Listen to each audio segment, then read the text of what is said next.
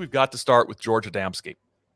Absolutely. I think I got his book right back here, or at least a cover of his. I've got multiple copies of some of his books because I've clearly got a problem. But George Adamski was born in Europe to Polish parents. Migrates to the United States as a child. Serves in World War I. Settles in California. And during the 1920s and 1930s, gets involved in spiritualist organizations, sort of connected to older theosophical societies and movements and things. And he establishes something called the Royal Order of Tibet, which is kind of a mishmash of different sort of pseudo Eastern philosophical traditions. Later, it was reported that he said to somebody that the only reason he did it was because they used wine in one of their ceremonies, and it was a way to get around prohibition. So it was sort of a bootlegging operation and a spiritual retreat. Love it. In the 1940s, as even before the UFO thing starts to take off, he claimed that in 1946 he and some followers saw a cigar-shaped UFO.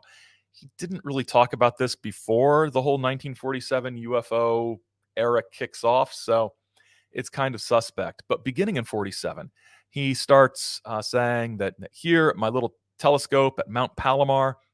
So Mount Palomar was an observatory in California. And this is one of the things Adamski did that was sort of clever. He says, from my telescope at Mount Palomar, I've seen these and photographed these things, which gives the impression that he was doing this at the observatory at Mount Palomar. No, he worked at a hamburger stand down the road from Mount Palomar, sort of down the slope, and had a small telescope there.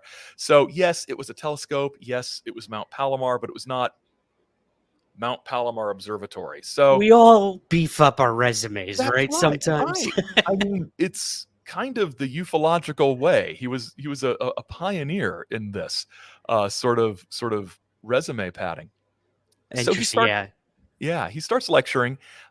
He's got photographs of UFOs. Some are remarkably clear, and they all sort of set the pattern for what the generic UFO is going to look like. It's a flying saucer. It's got the dome at the top. It's got the little landing balls underneath, the sort of skirt thing that goes around it. Yep, there it is. That is the Adamski saucer right there.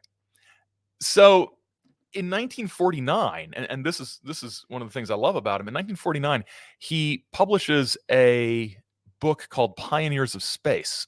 And it's a science fiction novel about some Earthlings who go around the solar system and meet people from Venus and Mars and Saturn and the moon. And what I love about it is the moon people are called the Mooninites, which I just think is just delightful. Amazing, yeah. Yeah, and of course, each of these civilizations he meets are superior to humans on Earth, but it's presented as fiction.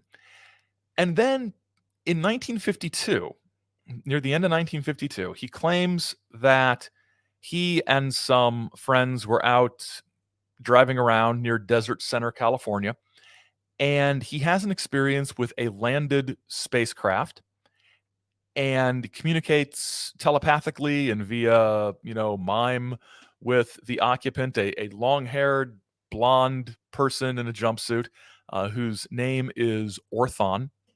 And Orthon explains that he is from Venus and that the Venusians are very worried about humans' nuclear weapons testing because it might destroy the universe. And this is published and related in a book called Flying Saucers Have Landed, which was mostly written by a guy from Britain named Desmond Leslie. And it was sort of an overview of things that might have been flying saucers throughout human history, sort of a proto ancient astronauts, what about Ezekiel's wheel sort of stuff. And could it be? Could it, yeah, so could these have all been UFOs back in the day?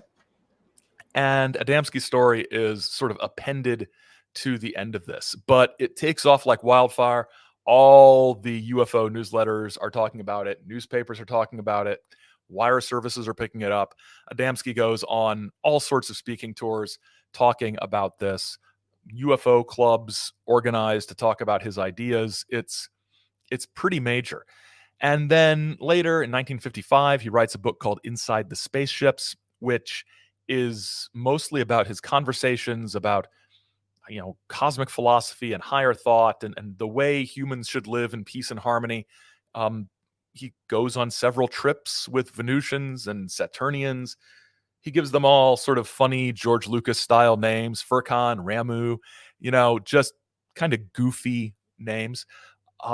Critics have pointed out that a lot of the things that he claims happened to him in Inside the Spaceships are basically recycled bits of his Pioneers of Space science fiction novel from a few years before. But he maintains his popularity despite his photos being outed as hoaxes and things like that. He's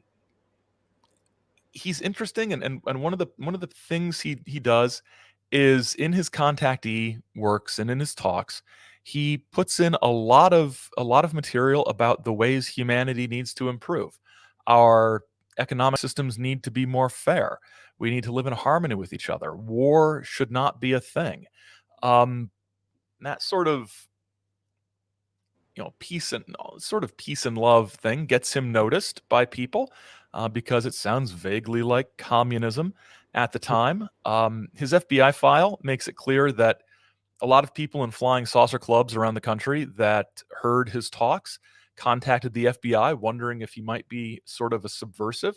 And the FBI looked into it and mostly found that he probably wasn't a subversive, but he did spend a little too much time claiming to have contacts in the government that he probably didn't have. And so they kept an eye on him for those reasons.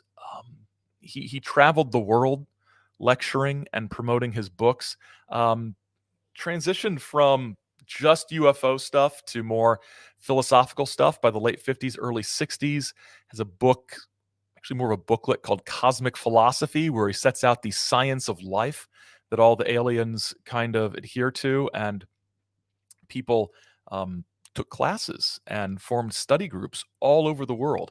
And some of those lasted a long time. The Japanese contactees I mentioned earlier, I found those stories in the English edition of the George Adamski Get Acquainted organization newsletter from the mid 1980s, and that was being published up until the 90s in Japan. So he sets out his significance is he creates this pattern that later UFO contactees are going to follow, of humans from other planets who are concerned about our development and are offering us a way forward. They're not going to do it for us. It's sort of a Star Trek-y prime directive kind of thing. They can't get involved. They're not going to land on the White House lawn, so don't even ask. But it sets out these patterns. And like I said, there's still believers today in that. The George Adamski Foundation is deeply committed to promoting the truth and debunking the debunkers and selling copies of his books.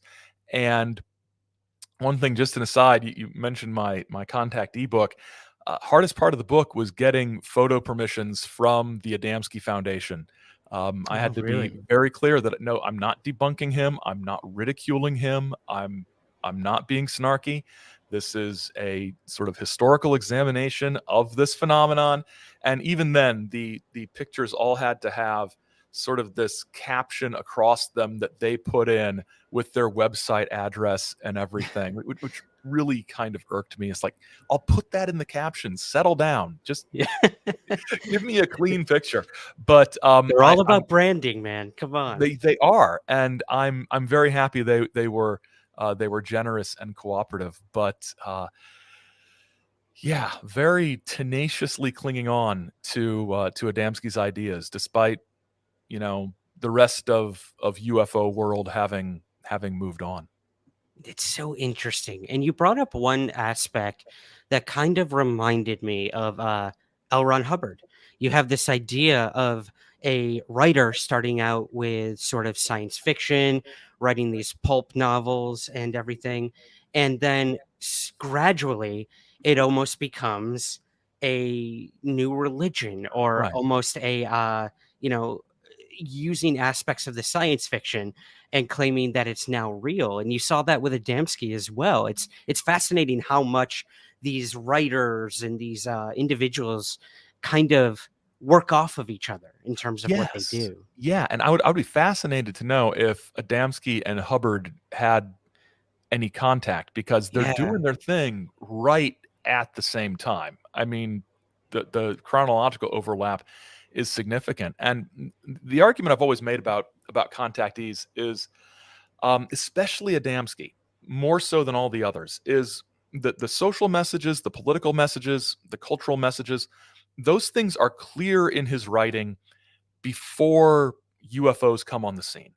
In the 1930s, he's writing essays in the lead up to World War II, sort of condemning the coming violence and condemning this warfare. He's condemning economic inequality. The basic messages that the aliens have for us are messages he's been talking about already. And my sort of position on this is that Adamski saw the UFO thing as a means for promoting his political and social and cultural messages in a way that would appeal to the masses, or at least more of the masses than his Royal Order of Tibet had, and also sort of fly under the radar as not being politically subversive because it's just goofy flying saucer stuff.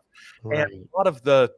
a lot of the FBI documentation sort of bears that out. They're concerned about fraud. They're concerned about him misrepresenting himself as a, advisor to the government on the alien question, and things like that. They're concerned about sort of the things they can actually prosecute. They're not like, well, this guy's talking about peace, lock him up.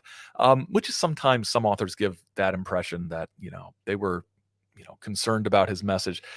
They're like, his message is he's a peacenik, but flying saucer guy, not a huge deal. Later writers don't have that pre-saucer pedigree that Adamski does. So, but he sets this pattern that makes it acceptable to merge these ideas with flying saucerdom.